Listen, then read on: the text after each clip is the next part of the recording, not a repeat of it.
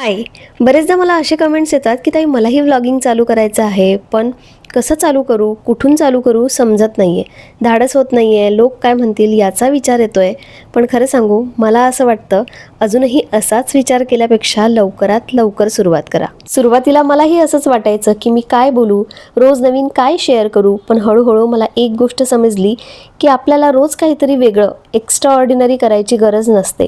आपली daily life, आपले छोटे छोटे मोमेंट्स, आपले थॉट्स हेच लोकांना कंटेंट म्हणून आवडतात. आणखी एक गोष्ट, कंपॅरिझन. आपण दुसऱ्यांचे व्हिडिओज बघतो, फॅन्सी एडिटिंग, फॅन्सी लाईफस्टाईल, आणि मग आपल्याला वाटतं की आपल्याकडे शेअर करण्यासारखं असं काहीच नाही आहे.